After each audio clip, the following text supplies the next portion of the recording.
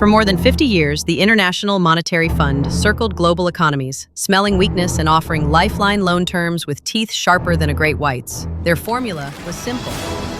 78 countries lured and trapped into IMF deep debt waters.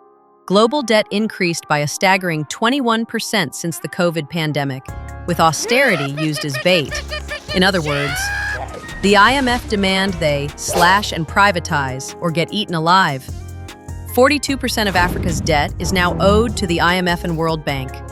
And when they are drowning, here's another loan, with worse terms. Just when you thought it was safe to borrow again. No, swim far away. Here we have the historical patterns of debt-to-GDP ratio I've used the previous 50 years. Well, because that's when the best movie in the world was released, Jaws in 1975. Here are 10 African countries with the highest IMF debt in July 2025.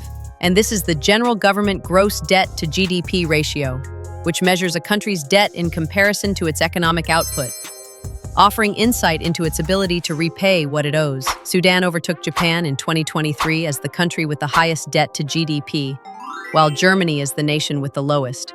The hunt is over. But here's one country swimming like an Olympian to shore.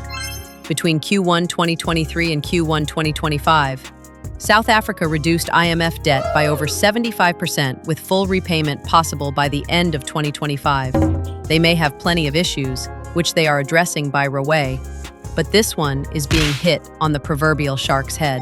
Egypt ghosted IMF after 50 billion in rescue loans, drowned them.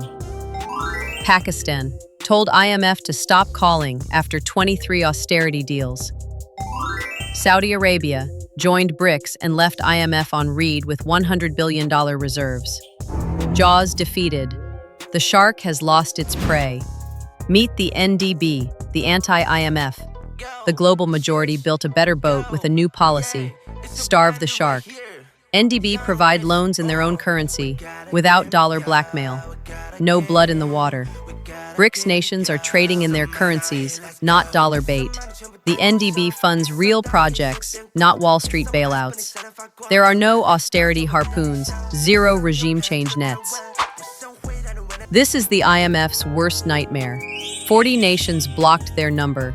The global majority is done surviving. They will now be thriving. Meanwhile, in Washington, IMF's last victim is the US of A's.